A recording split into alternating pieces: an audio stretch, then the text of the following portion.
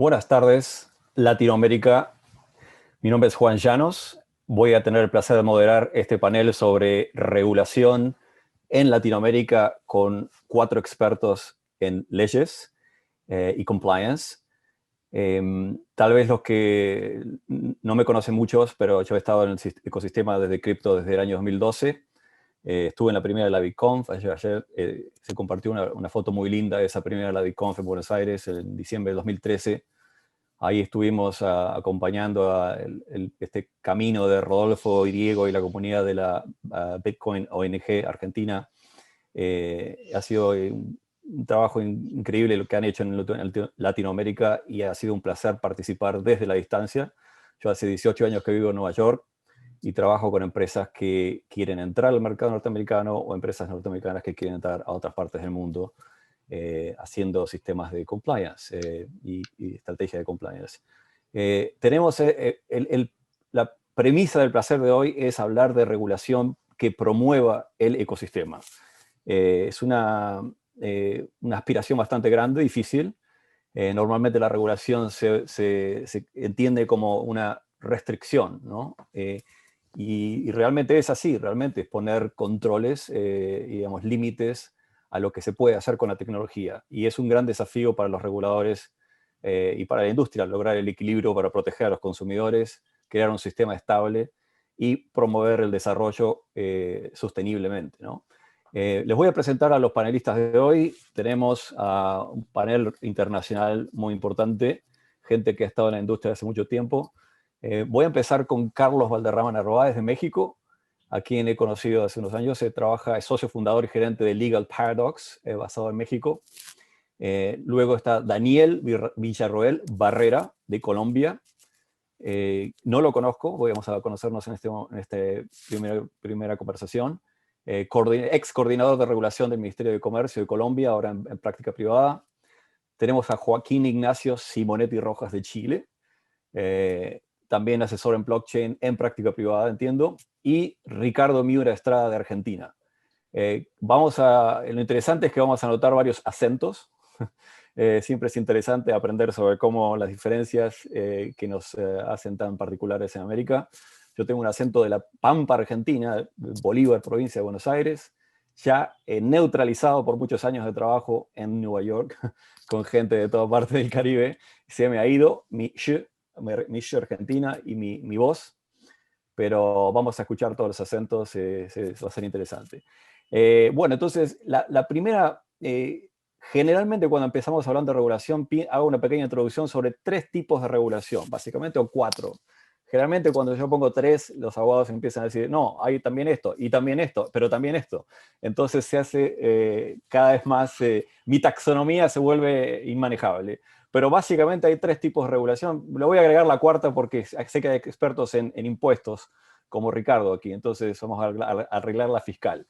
Pero siempre hablo de 3 tipos, básicamente. Una es la regulación prudencial, o sea, controles para proteger al inversionista, proteger al consumidor, crear una infraestructura sostenible y que básicamente haya controles, ¿no? Prudencia. La segunda es la persecución del delito, los delitos financieros sobre todo, la prevención del lavado de dinero, la seguridad nacional, que son grandes temas que generalmente vienen impuestos por los países que más poder tienen, como Estados Unidos, con sus sanciones, con sus, digamos, las obligaciones de transparencia que hay en la lucha contra el delito financiero. Y el tercero, diría que es la parte estimulativa, donde los gobiernos, sobre todo las administraciones elegidas democráticamente, traen agendas para el desarrollo económico. Entonces, promueven la economía a través de regímenes estimulativos, mayor o menor regulación. Hay gobiernos que son más pro mercado, otros menos mercado, algunos más de control central, otros menos de control central. Entonces, esa parte es la parte de estímulo de la economía y el crecimiento económico de los países.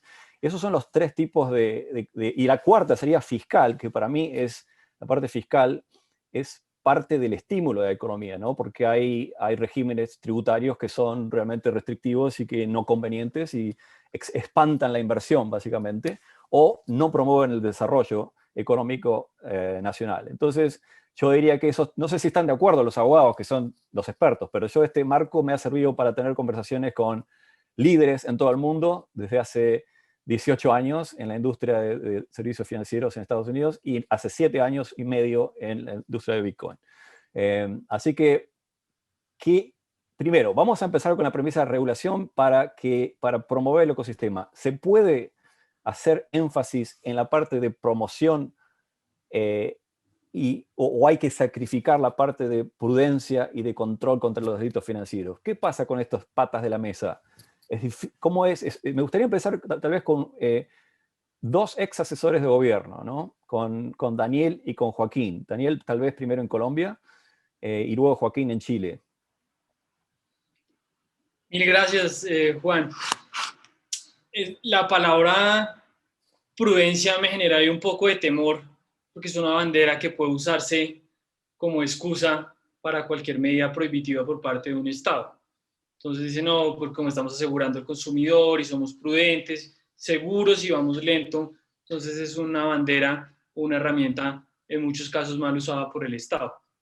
Yo ahí muy rápidamente, teniendo también las limitaciones de tiempo para que todos podamos participar, es decir, al final el Estado debería, cualquier intervención del Estado, y esto lo estoy diciendo en términos muy generales y abstractos, cualquier intervención del Estado, pues si uno llegara a considerar inicialmente sea positiva o negativa, positiva algún incentivo tributario, por ejemplo, los que mencionabas, pues lo que uno podría decir es, claro, como esto no lo sabemos y el Estado usualmente no tiene como todas las competencias técnicas, la primera aproximación desde el lado regulatorio sería dejar que una nueva tecnología, un nuevo mercado pueda desarrollarse y generar una adopción, pase una etapa madura y ahí sí llegar a considerar eventualmente una intervención. Entonces el principio es legalidad, no hay por principio de legalidad que tiene la mayoría de los ordenamientos, no hay intervención del Estado y dejemos que esta es la innovación y Se la puede decir que investigación, la tienes, tecnología. se puede decir que tienes un punto de vista más de laissez-faire, o sea, de dejar hacer, y que la industria Sí, más liberal, digamos, más o más liberal, prescriptivo, como otros países que no quiero nombrar, pero están representados en esta conversación. y solo considero que la medida prudente es no intervenir en el Estado inicialmente. Joaquín, ¿qué piensas desde Chile?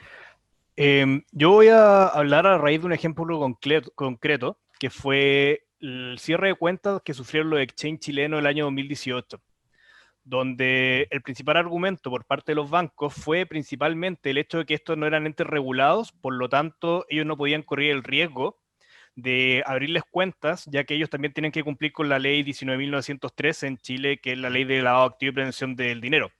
Es decir, este tema de la prudencia, que pueden ser las normas prudenciales que ejerce el Estado, cuando hay normas prudenciales que se relacionan entre mercados, puede que un mercado no regulado aún así no pueda ejercer su rubro o su giro, ya que va a chocar con otras normas prudenciales de otros lados. Exacto. Por ejemplo, el tema de las entidades financieras que tienen un apetito de riesgo muy bajo. Cuando me refiero a apetito de riesgo, es la cantidad de riesgos legales que puede asumir una entidad para poder alcanzar sus propios fines. En el caso de las entidades financieras, como la regulación es tan potente, es tan robusta, generalmente su apetito de riesgo es muy bajo. Entonces, ¿qué ocurre? Pueden ellos mismos usar como argumento el tema de que una actividad, por ejemplo, en este caso, el rubro de los exchanges y de las criptomonedas no está regulada, para simplemente no permitir que ese negocio crezca, ya que los negocios de repente tienen relaciones simbióticas, como en el caso de el exchange necesita cuentas corrientes para poder pagarle a los inversionistas que compran criptomonedas y después las venden. Exacto. Entonces, ¿qué creo yo? En base a eso, de que sí es necesario una regulación, pero tiene que ser una regulación que venga, en primer lugar, que sea propuesta por una comunidad participativa, porque tiene que haber entendimiento, tanto desde el punto de vista de la autoridad como de los privados, de cómo funciona el negocio, porque uno no puede regular algo sin entender cómo funciona, que es lo que pasa muchas veces y lo que ha pasado en ciertos intentos de regulación de las cripto. Sí. Mira, Entonces también... mira, aquí me parece que es muy interesante lo que dices, pero me parece que hay también que hacer una distinción entre lo que uno quiere, o que la industria quiere, o que los participantes dentro quieren, y lo que es, ¿no? Uno de los grandes problemas que ha tenido la industria de cripto en general, ¿no? Desde los inicios, es que se esperaba que se iba a crear este universo paralelo, anárquico, donde íbamos a tener las propias reglas, que la ley iba a ser el código, que la ley iba a dejar de ser humana, iba a transformarse en automática. Y no pasó, y tal vez no pase nunca eso, ¿no? Entonces, ¿podemos hablar de lo que es, cómo funciona el mundo hoy y cómo realísticamente se puede hacer esto? Tal vez Carlos en México, punto de vista, y después Ricardo en Argentina. Muchas gracias, Juan. Y el punto que tocas es bien interesante. Si hacemos un análisis histórico y nos remontamos a estos pactos sociales con John Locke, en donde de alguna manera como individuos renunciamos a ciertos derechos para otorgarle cierto poder a un Estado central, ¿eso qué te implica, no? ¿O qué te iba? Pasamos de un Estado que, como bien mencionabas, del laissez-faire, laissez-passer, dejar hacer, dejar pasar, para convertirnos en tratar de organizarnos un poco como sociedad y ceder esta especie de soberanía que teníamos. En ese contexto y en un mundo globalizado en el que tenemos que vivir en sociedad, me parece que, y sobre todo observando el ejemplo de la crisis sistémica financiera de 2018, en donde veníamos de estos controles relajados, en donde casi todo en el sector financiero podía pasar, donde vimos productos altamente sofisticados ser adquiridos por masas, tal cual. Me parece que históricamente estamos otra vez ante una perspectiva muy similar, en donde estamos viendo tecnología muy interesante, muy avanzada, muy sofisticada, incluso que utiliza muchos términos muy complejos, ¿no? Hash, SHA-256, o sea, hay un montón de términos que la verdad es que escapan de nuestra imaginación, y cuando queremos aterrizarlo es un poco complejo. Entonces, en ese contexto, me parece que sí necesitamos regulación prudencial.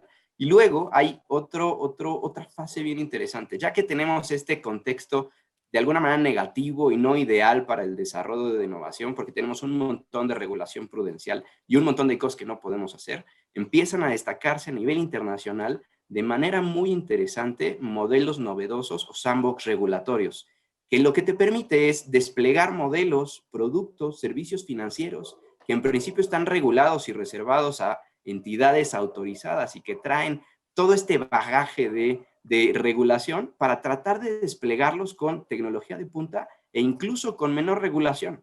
Entonces ahí, como decías, el malabar entre tener un ámbito regulado y lograr la innovación y al mismo tiempo tratar de prevenir riesgo sistémico, ¿Lo vamos a ver en nuestra vida? Imposible. ¿Vamos a ver en nuestra vida eso o va a pasar? ¿Cuántas generaciones tiene que pasar para que pueda haber una simbiosis entre la industria y el Estado y la supervisión? Me parece que el modelo novedoso es un primer acercamiento. El sandbox regulatorio tiene esta gran ventaja de ofrecer al regulador financiero, a los jugadores de la industria, a los usuarios, ¿no? De alguna manera generar esta innovación, pero en un ambiente controlado. Y parece que pudieran ser los primeros pasos para llegar a este mundo utópico que nos encantaría vivir. Excelente. Bueno, ahora le voy a dar la palabra a Ricardo. No, yo lo que estoy viendo es que, en verdad, marcos regulatorios ya existen. Tenemos que ir a lo que es la materia, la sustancia de las operaciones y de los títulos.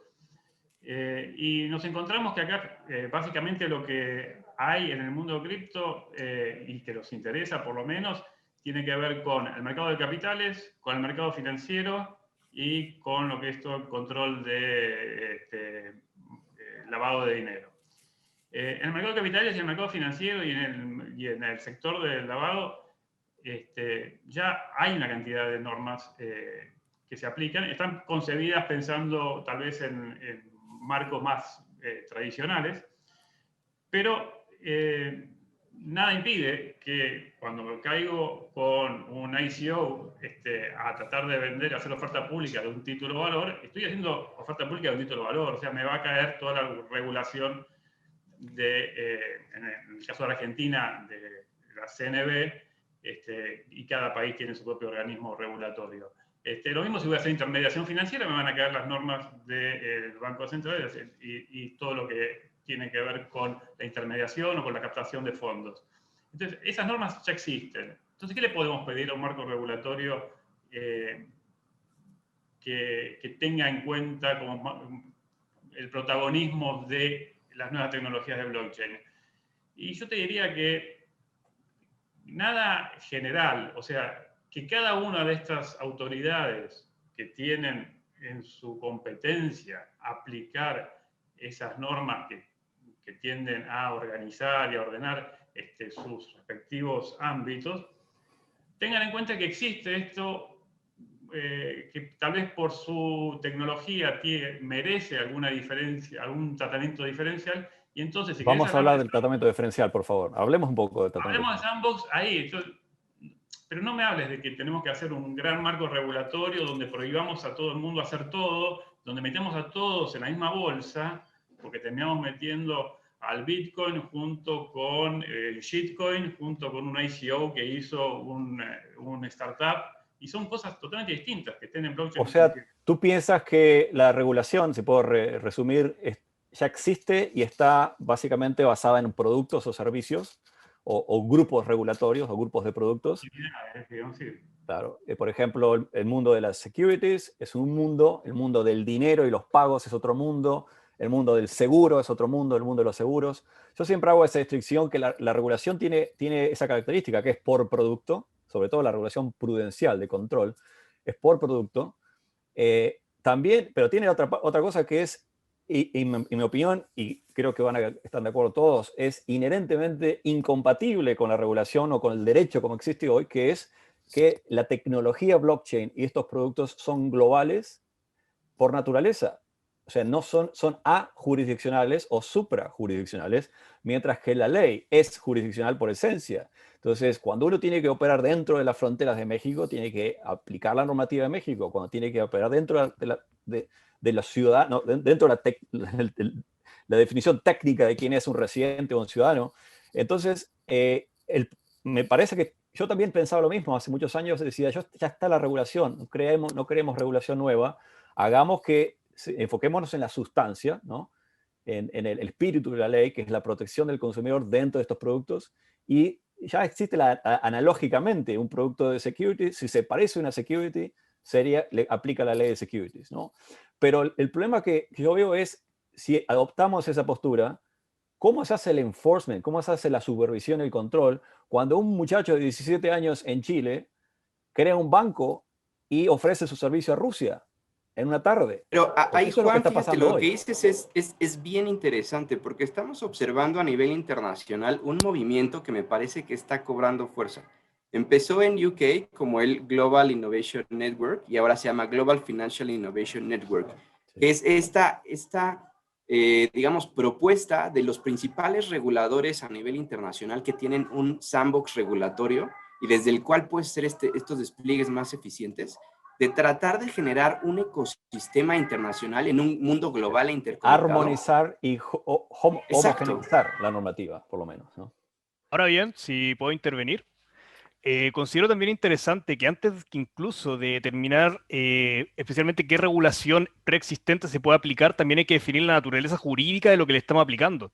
Porque eso también genera un problema, porque obviamente podemos hablar de la regulación del dinero, pero estamos seguros que estamos hablando específicamente de dinero, porque al fin y al cabo, ¿quién es el órgano que determina que algo es dinero o no? Al fin y al cabo, el Banco Central o la autoridad monetaria de determinado país en el ejercicio de soberanía monetaria. Y ahí también tenemos que pensar si la soberanía monetaria es absoluta o internacional. ¿Quién determina al fin y al cabo qué es uno dinero? Si es el Fondo Monetario Internacional, etcétera. Un poco de carne a los leones anárquicos que nos están escuchando, que puede ser el 80% tal vez de la audiencia, o 95% tal vez. ¿Por qué tiene que ser así? O sea, ¿por qué no podemos desafiar con esta nueva tecnología que trae un nuevo paradigma de incentivos, de controles, de gobierno, de gobernanza, de toma de decisiones, totalmente democratizante y básicamente obvia la necesidad de la que hablaba Carlos, de tener ese estado al que el gobierno le transfiere la soberanía, le delega la soberanía, el poder decisor? Entonces, ahora podemos nosotros decidir con esto, con un mouse o con el dedo en nuestra pantalla. Entonces, cambia el mundo, ¿no? Esta tecnología donde ahora existe la radical transferencia, radical propiedad individual, radical control personal de los valores, cambia la forma. Entonces, eso para mí es fundamentalmente incompatible con la ley hoy. Y es un gran debate que falta en nuestras comunidades. Y no lo vamos a resolver en los próximos 15 minutos. Si te puedo interrumpir ahí, me encantaría dar ese debate, pero me parece que es un debate para una tribuna un poco más ideológico-política, y por supuesto que sí, que hay acá un potencial enorme como para sacarle poder a los estados, etcétera, etcétera. Pero... Y está pasando, ¿no? Pragmático de cómo un marco regulatorio puede ayudar o puede dificultar el desarrollo cripto, creo que es más productivo por ahí pensarlo con las herramientas políticas que hoy tenemos. Y las herramientas políticas que hoy tenemos son mercados de capital regulados, mercados de financieros regulados, y tenemos que movernos ahí. Esto nos trae además el desafío gigante que vos señalaste de la internacionalización, de la deslocalización o de la circulación instantánea y muy eficiente y segura. Pero bueno, eso no quita que igual los ciudadanos van a estar en un lugar, la generación de... Ahora, nos conviene a nosotros 5 que pase eso, que se internacionaliza, que se internacionalice, homogeneice, automatice la ley, que se haga fácil de entender, que se cree una interfase más fácil, más amigable, más fácil, sin tantos hashes, sobre la ley misma, digo. O porque creo que eso es hay amenazas existenciales a todos los intermediarios, sean los leguleyos, los conocedores de la ley, sean los decisores, los que tienen autoridad soberana para decidir, ¿no? la público-privada, la relación público-privado. Entonces, hay grandes temas filosóficos, como bien dices. Es un tema muy difícil y no lo vamos a resolver, pero ¿cómo hacemos para hacer que este ecosistema que está creciente, que obviamente existe la necesidad, los volúmenes que se ven en Colombia, en Argentina, en Brasil, de trading, ¿no? De la que la gente quiere proteger, almacenar valor, protegerse contra la inflación, tener la oportunidad de aumentar el valor de sus acciones, o penny stocks serían los tokens, pero, o sea, antes estaba todo el acceso a esas oportunidades de inversión, el acceso al dólar o la moneda de reserva, estaba limitada a las elites y ahora no. Entonces, ¿cómo hacemos para esa transición? Para mí lo más difícil es manejar la transición, ¿verdad? Fíjate, a mí me parece que hemos tenido como especie, digamos, un cierto grado evolutivo, y ahí la pregunta de fondo debiera ser, ¿el ciudadano de hoy ha evolucionado lo suficiente como para estar listo para retomar esta soberanía que en su momento cedimos? Interesante. A mí me parece que parte de la población sí. Incluso en algunos debates que he tenido con el regulador es, a ver, a nadie le interesa ni le gusta tener impedimentos y regulación. Lo que sí nos gusta es tener certeza jurídica. Y el gran argumento del lado del regulador es, tenemos que eliminar las asimetrías de información, y para hacer eso tenemos que emitir regulación prudencial. Y en ese contexto estoy de acuerdo, pero de ahí a generar regulación prohibitiva... Te voy a hacer una pregunta específica, Carlos. Son 186 páginas del manual de IFPE. ¿Accesibles para el mercado? Claro que no. De espera? El tema, fíjate, ahí es bien interesante, porque de alguna manera... Me la he leído, me leí todas las leyes. Tengo clientes en México. De alguna manera tenemos, a ver, la ley FinTech en México fue la primera ley FinTech del mundo, ¿no? Fuimos los primeros que nos aventamos a tener un cuerpo completo solo para innovación. El resto de los países lo que hicieron fue, tomaron su regulación actual, la modificaron, incluyeron algunas partes, ¿no? En México tratamos de ir un paso más allá, pero te puedo desafiar eso diciendo que parte de la normativa, la parte prudencial, la parte de controles, es común a cualquier ley bancaria, a cualquier ley de pagos en Europa, de la Payment Institutions y Money Institutions. O sea, la ley de pagamentos de Brasil también es igual, la ley de Colombia, de Payment Institutions, son bastante parecidas. Hay bastante coincidencia entre las leyes en la parte de los controles. Lo que pasa es que para mí es excesivamente prescriptiva la ley mexicana, la ley FinTech.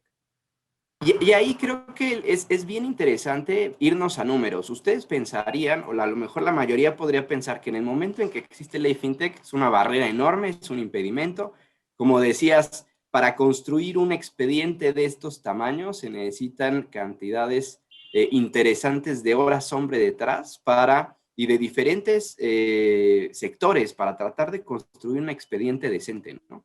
Y tú te podrías imaginar que esto crea una barrera en automático y un impedimento factual o fáctico para el desarrollo de nuevas fintechs. Si es un análisis de las fintechs que teníamos en 2018 a la fecha, vas a observar que el ecosistema mexicano ha crecido más del 90%. Pasamos de alrededor de 300 y tantas empresas a más de 670 y tantas. Pero no en el solo mundo de las cripto hay dos, solamente una ley IFPE.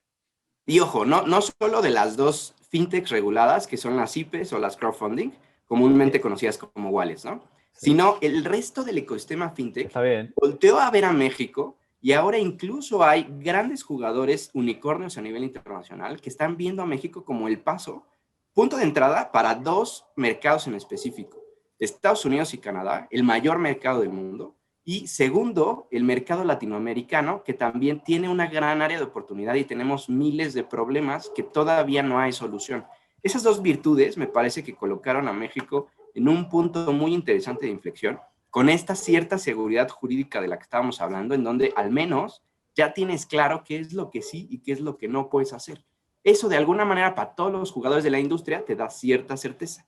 Imagínate, cuando empezamos Legal Paradox, el primer cliente que tuvimos fue un emprendedor que de un lado estaba siendo reconocido por el MIT a nivel internacional, había sido becado por el gobierno francés para expandir sus operaciones, era en México reconocido por la Semana Nacional del Emprendedor como este emprendedor de éxito que reflejaba todo lo que se podía construir. Y del otro lado teníamos a nuestro cuerpo regulatorio, a nuestro regulador financiero tradicional, yendo en contra de él, abriéndole una investigación seriosísima que en caso de ser encontrado culpable, porque le atribuían la realización de ciertas actividades reguladas y reservadas solo para entidades financieras, de ser encontrado culpable podía pasar hasta 15 años en prisión. O sea, este contrasentido y esta dicotomía es inverosímil que se pueda dar en este mundo. Y de alguna manera la ley FinTech no es perfecta, tiene un montón de áreas de oportunidad, pero te da esa base y ese piso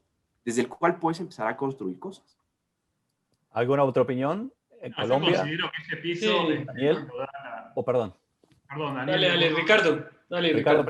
Ricardo primero, adelante. No, yo considero que ese piso y esa regulación sana depende de la interpretación que tenga el funcionario de turno.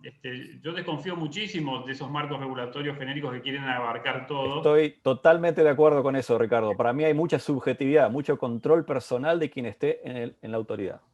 Y el problema con estos marcos regulatorios que estamos viendo, por lo menos los proyectos que han circulado por Argentina, mucho copiado del proyecto colombiano, es una enorme delegación al Poder Ejecutivo. Es simplemente decir, bueno, hagan lo que les parezca. Miren, dedico 3 o 4 páginas a definir qué es blockchain, qué es sandbox, qué es hard-fork. No sé, cosas que a nadie le interesa verlas definidas en una ley, y después le damos una delegación gigante al Poder Ejecutivo, a la autoridad de aplicación para que haga lo que le parezca. Y ahí, claro, te cae en las manos de alguien con cabeza y a lo mejor promueve que las cosas funcionen. Te cae en la mano de cualquier otro y terminás echando a Mercado Libre de la Argentina, porque eso es lo que está pasando. O sea que, no puede... Interesante punto de vista, ¿eh? Yo creo que... bueno...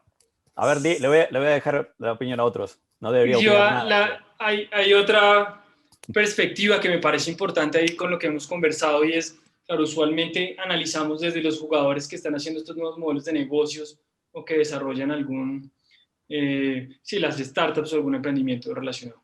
Pero también hay que mirarlo, lo importante desde el consumidor, desde el ciudadano, y es... Vamos a ver, yo le puedo negar a un ciudadano el derecho que es el punto de vista más importante, te diría. Más importante, de acuerdo. Dado que las instituciones están al servicio del ciudadano, y que se nos olvida, otra vez volviendo a lo básico, y es, el Estado puede prohibirle a un ciudadano el derecho de acceso a una tecnología. Y hay una discusión, un poco también atándolo con lo del tema de cuál debería ser un poco la bandera en los diferentes países, y es, en principio, como hemos tenido esos avances, o lo que hemos logrado de acceder a ciertos bienes básicos, por lo menos mínimos, por lo menos normativamente debería haber un derecho, ahí habría una discusión si constitucional o legal, de que los ciudadanos puedan acceder a la tecnología y la innovación. Y nuevamente en esto que se denomina prudencia es, bueno, el Estado puede decidir, uno puede tratarme como incapaz, y es que yo no soy lo suficientemente inteligente, no puedo tomar la decisión, y que él decida yo qué puedo adquirir o no, y dos, negarme un derecho de acceso. Y nuevamente hay un arbitraje regulatorio, ¿no? ¿Por qué una persona en Seúl o en San Francisco o en Singapur sí puede acceder a una tecnología y yo por estar ubicado en Barranquilla no lo puedo hacer?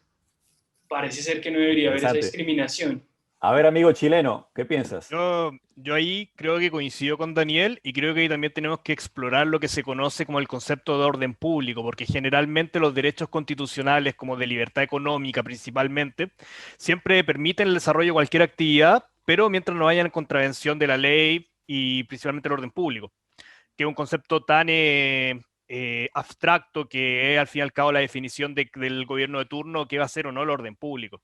Entonces, creo sí también, un poco opinando quizás al contrario de Juan y Ricardo, que sí es importante que hayan incluso estos conceptos que pueden ser de blockchain y todo, consagrados en la legislación. ¿Por qué? Porque esos mismos conceptos, al haber un problema con la autoridad administrativa, sí permiten la judicialización de esos problemas y a poder acceder a otro poder, para poder salir o encontrar soluciones. Por ejemplo, en Chile, el caso de que los exchanges se encuentran ahora peleando contra los bancos en el Tribunal de Defensa de Libre Competencia, y se podría decir que en una igualdad de condiciones. Y eso permite también que el debate se complejice y que los países vayan adoptando esto. Al fin y al cabo, las cosas no se hacen siempre de total buena voluntad o son perfectos estas transiciones, sino que estas transiciones incluyen batallas judiciales, batallas ideológicas y batallas económicas. Entonces creo que sí es importante para la transición el tema que de a poco las leyes vayan reconociendo estos conceptos y a raíz de esos conceptos también se vayan judicializando, se haya obtenido jurisprudencia y poco a poco, paso a paso, vayan los privados ganando estas pequeñas batallas. Eso nos quedan 8 minutos. Me gustaría que primero vamos otra vez a la premisa, ¿no? Hemos debatido, tratado de buscar unos caminos para crear esta transición. Yo creo que estoy de acuerdo con Carlos que hay una utopía y tal vez mi gran temor a lo largo de los años que he estado en la industria es que es tan difícil luchar contra los poderes o cambiar los poderes establecidos. No luchar, sino cambiarlos, proponer alternativas y mudarse a ese nuevo destino. Es tan difícil cambiar las estructuras de poder actuales. Entonces, y ha habido... está pasando en Estados Unidos con los últimos meses de Trump, el último mes de Trump, donde hay decisiones que se están, o amenazas a la industria que son realmente grandes, ¿no? Como el establecimiento de esta ley para las stablecoins, que están reguladas en todo el mundo como las billeteras digitales de las instituciones de dinero digital. Entonces, me parece que hay una gran asimetría también entre el conocimiento de los policymakers, o sea, de los representantes del pueblo, elegidos por el pueblo, que quieren hacer algo políticamente, y con la realidad del mercado y lo que realmente se necesita para crear una infraestructura. Y entonces hay una gran asimetría entre la calidad de las mentes y la calidad de las intenciones, ¿no? Entonces, ¿cómo hacemos? ¿Pueden decir en los últimos minutos qué ideas hay para innovar? Yo he propuesto muchas ideas alocadas que han sido obviamente ignoradas por todo el mundo. Pero, por ejemplo, ¿por qué no crear un sistema de incentivos de tokens para que el regulador se alinee con el ciudadano y o sea, que estamos todos en el mismo bote, donde haya agregado de valor, reputación personal, skin in the game, como dice Nassim Taleb, y que todos tengamos un incentivo para crecer paralelamente, buscando ese orden público, buscando todas esas cosas, buscando el espíritu de la ley, de controlar, de criminalizar los actos, digamos, penalizar los actos criminales, etcétera, etcétera. ¿Se puede hacer un token para reguladores, por ejemplo? Una idea descabellada, brainstorming. Pero ahí fíjate, Juan, con independencia de los cómo, y a lo mejor tu idea es muy brillante y habría que ver cómo implementarla, ejecutarla, pero me parece que nos tenemos que regresar un poco más y tratar de construir cosas partiendo desde principios.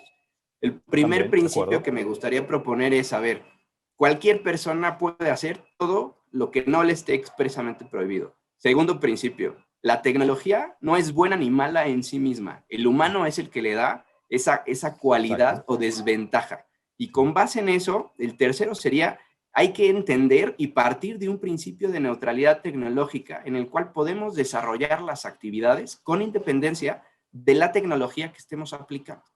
ya que tenemos de alguna manera esta cierta base, podemos empezar a construir cosas y podemos lograr transmitir al regulador financiero a través de múltiples sesiones, como de alguna manera tratamos de hacerlo en México, para mostrarle cuáles son las principales ventajas de la tecnología, cómo eso nos da una herramienta adicional para hacer áreas permitidas y de ahí cómo se puede construir cualquier tipo de cosa. Pero te digo, como con este pelo gris y 52 años de edad, te digo que estoy de acuerdo con Ricardo, que también compartimos ese rasgo, que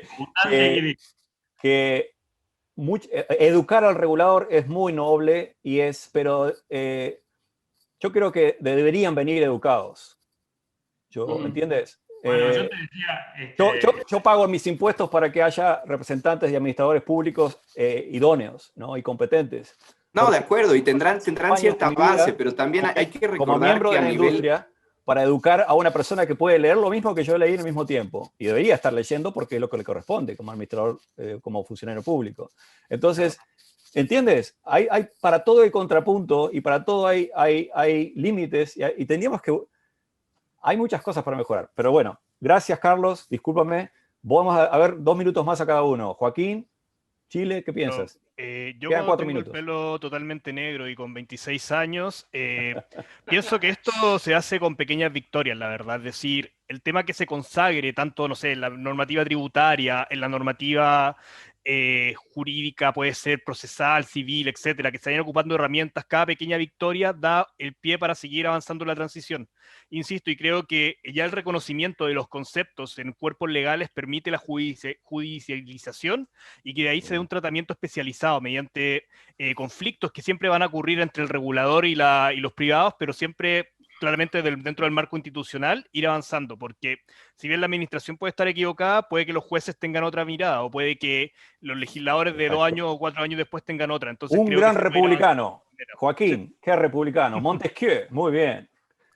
Daniel, a ver Colombia, ¿qué piensas? Sí, bueno, yo volvería atrás a lo básico, además filosófico también, y es, uno, tener claro que las transformaciones sociales y económicas no van a venir del Estado ni del regulador, y más nos aproximamos a que vendrán desde los tecnólogos y los técnicos. Y dos, señores Estado, pues volvamos al básico y lo que notaba Carlos, principio de legalidad y neutralidad de la tecnología. Y ya con eso tenemos que quitarnos de ese imaginario colectivo de si no está regulado no se puede hacer, es hágalo porque no está prohibido y ya después miraremos si eventualmente hay que estar regulado. Entonces que en esos conceptos de, oiga, puedo hacer esto, es si lo puedo hacer porque no está regulado. No vamos a ver, no sabemos qué va a pasar en estos próximos años y empezar a regular o incluir conceptos nos puede generar esas barreras o esas limitaciones de los nuevos desarrollos. Muchas gracias, Daniel. Dejo a Ricardo 1 minuto y después, por favor, digan cada cual dónde los pueden encontrar en la audiencia. Pero 1 minuto, por favor. Muchas gracias. Yo creo que estoy totalmente en la línea tuya, Daniel, pero también destaco el tema del principio de libertad y neutralidad que dijo Carlos y las pequeñas victorias que para mí insumen pequeñas batallas o grandes batallas para lograr pequeñas victorias que sugiere Joaquín.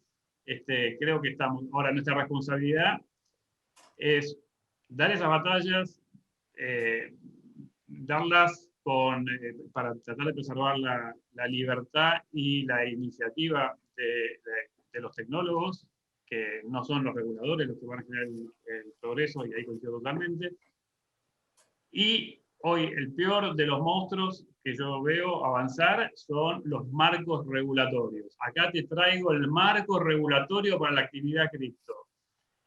Eso no es una pequeña batalla, es una gran batalla, nos meten todo adentro de una misma bolsa, escrito por quienes no tienen ni idea de lo que están escribiendo, ni de las consecuencias que pueden tener. Exacto. No hemos hablado de los daños colaterales y de los motivos ulteriores de muchas cosas que se hacen, ¿no?